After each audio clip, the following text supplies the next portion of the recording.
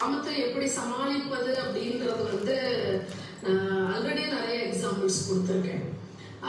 முக்கியமா பாத்தீங்க அப்படின்னா ஆணோ பெண்ணோ இதுல அதிகமா பேசப்படுவது ஆண்கள்.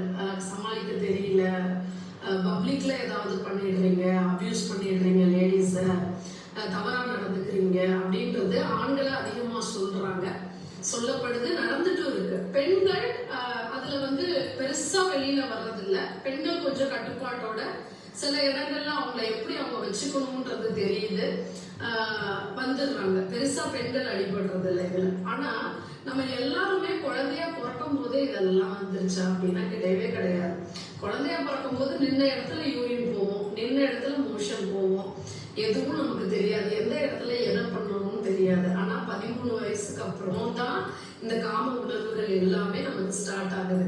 ஆனா ஒரு 5 வயசுக்கு அப்புறம் நமக்கு மூளை வளர்ச்சி சரியா ஆனதுக்கு அப்புறம் வளர்ந்துகிட்டே வரும் பொழுது ஒரு 5 வயசுக்கு அப்புறம் நம்மளாவே டாய்லெட்டை சாத்திட்டு டாய்லெட்ல போய் தான் யூரின் போகணும், மோஷன் போகணும்ன்றத அம்மாவோ அப்பாவோ ஒரு முறையோ 2 முறையோ சொல்லி கொடுப்பாங்க. அதுக்கப்புறம் நம்மளே நம்மளுடைய பர்சனல் திங்ஸை நம்ம பார்த்துக்குவோம். ஸோ அதே போலதான் காமமும் ஒரு உடல் சார்ந்த தேவை.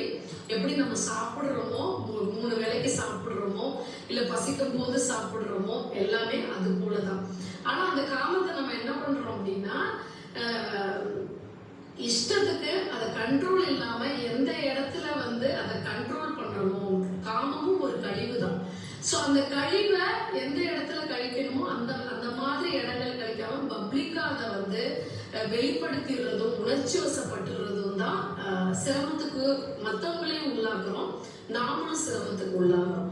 ஸோ அந்த விஷயத்த கண்ட்ரோல் பண்றதுன்றது நம்ம மூளையில எப்படி மற்ற விஷயங்களை நம்ம கண்ட்ரோல் பண்றோமோ, பப்ளிக்ல சிறுநீர் கழிக்க கூடாது, டாய்லெட் போக கூடாதுன்னு அதுக்குன்னு ஒரு இடத்த நம்ம சூஸ் பண்றோமோ, அதே போலதான் அந்த விஷயமும் காமத்தை கண்ட்ரோலுக்குள்ள வச்சுக்கிற விஷயமும் கூட.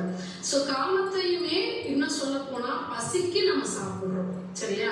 ஆனா ருசிக்கு சாப்பிட ஆரம்பிச்சோம்னா என்ன ஆகும்? கண்டிப்பா அது கெடுதல் தான். எவ்வளவு நாளைக்கு நல்லா இருக்குன்னு ருசிக்கு சாப்பிட ஆரம்பிச்சு நம்ம ஃபுல்லா ஸ்பாயில் பண்ணிக்கிட்டு எதுனா வியாதி வரும், இல்லைன்னா ஓவர் வெயிட்ல போவோம், இல்லைன்னா ஒரு நாள் மரணம் நிச்சயம்.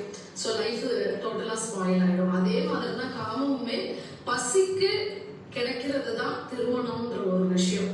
ஸோ நமக்கு எப்பவுமே பசின்னு ஒண்ணு இருக்கும், அதுக்குதான் நமக்கு ஒரு துணை வேணும், அந்த லைஃப் பார்ட்னரோட ஒரு செக்ஷுவல் கனெக்ஷன் வேணும் தான் அதை உருவாக்குறாங்க பெரியவங்க.